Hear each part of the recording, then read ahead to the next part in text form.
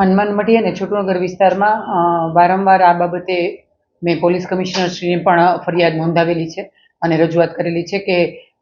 એ વિસ્તારમાં વારંવાર વિસ્તારવાસીઓને દારૂના વેચાણ કરનાર લોકોનો અને અસામાજિક તત્વોનો વારંવાર એમને હેરાનગતિ રહે છે.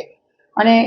વિસ્તારવાસીઓ મારી પાસે પણ આ બાબતે ગંભીર રજૂઆત લઈને આવેલા હતા. એ બાબતે ધ્યાને લઈને મેં પોલીસ કમિશનરશ્રીને રજૂઆત કરેલી હતી અને તાત્કાલિક પોલીસ કમિશનરને રજૂઆત બાદ તાત્કાલિક ગાંધીગ્રામ પીઆઈ દ્વારા એ સ્થળ તપાસ કરવામાં આવી હતી અને ત્યારબાદ એ નિર્ણય કરવામાં આવ્યો કે જે રંગપંચ સોસાયટી છે એ સોસાયટીના ખૂણા પાસે જ એક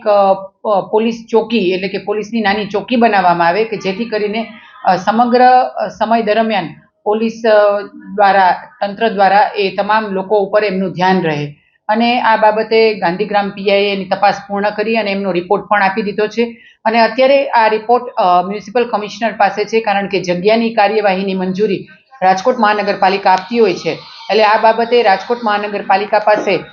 એની મંજૂરી બાબતે ફાઇલ પડેલી છે.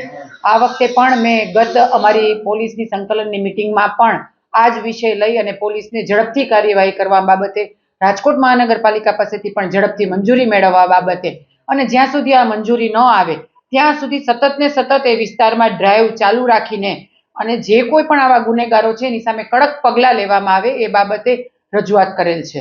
જ્યારે એ લોકો અમારી પાસે રજૂઆત કરવા આવે ત્યારે અમે અધિકારીઓનું ધ્યાન દોરતા હોઈએ છીએ અને ત્યાં ડ્રાઈવ કરાવતા હોઈએ છીએ. પરંતુ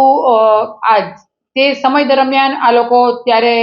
ડ્રાઈવના માધ્યમથી એ લોકો પકડાઈ જતા હોય છે, પરંતુ કડક કાર્યવાહી થતી ન હોય એવું ધ્યાને આવતા જ હવે પોલીસ કમિશનરશ્રીને રજૂઆત કરવામાં આવી છે કે ત્યાં જો પોલીસ ચોકી જ બનાવવામાં આવશે